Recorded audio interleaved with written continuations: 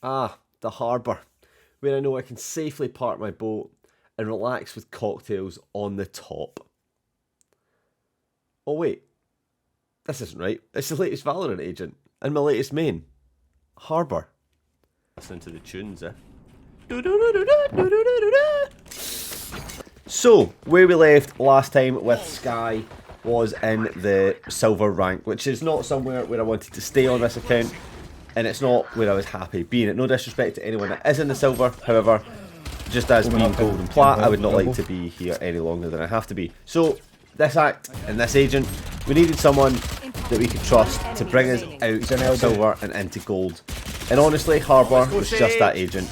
Resulted in a really strong win streak, and actually, we made a song for him, and this was it. Looking back on when we first met, I cannot escape and I cannot forget. Harbour, you're the one. You still turn me on. You can make me gold again.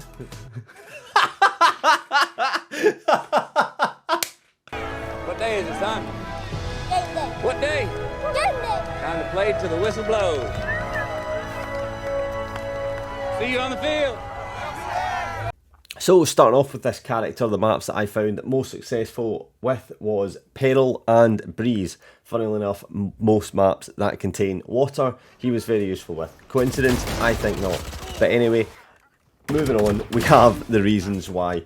Mostly on Breeze, I thought the use of mid-take was very useful. Whether that was on defense or attack, you could cut open that mid with your fancy walls as opposed to your Viper wall, which is a straight narrow line. You're able to curve it around and take up a whole lot more ground that can be covered. And if you're pushing through mid doors, you've got that wall that can just tighten off an angle and then let you take more as a defender before the attackers are able to push through and take a lot of mid control. It's very useful.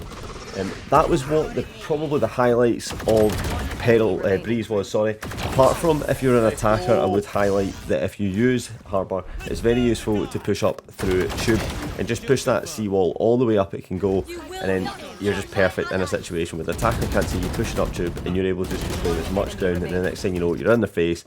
You've either got a bucket, a judge, or a vandal, or even a phantom, and you're taking their heads off and you have control and you're in their spawn straight away.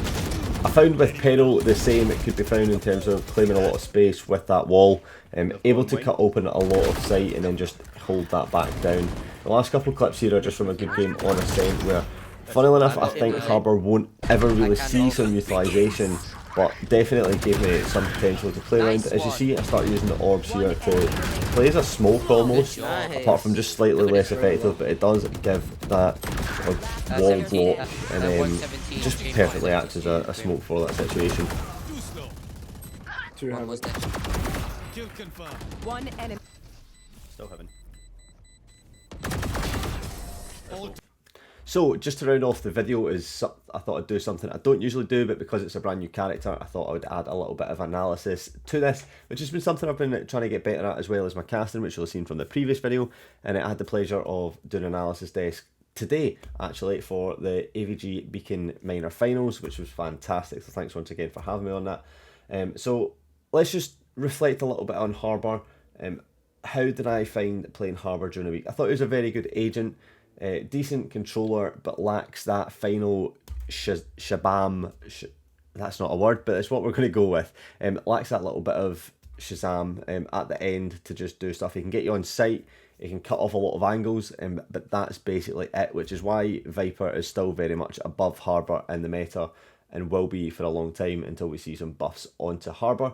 In terms of the ult, it definitely needs re-looking at, unfortunately. The ability to just sidestep from the charge as it comes down just completely negates the point of it, and as soon as players started realising that, the ult kind of just became more of a slight info gatherer on where people were, as opposed to where they are, and stunning them like you would get from a fade ult or a breach ult, which just completely stuns, obviously doesn't then tell you where they are. However, it does stun them for a very long time period, which then allows for a capitalisation, which Harbour's just doesn't do.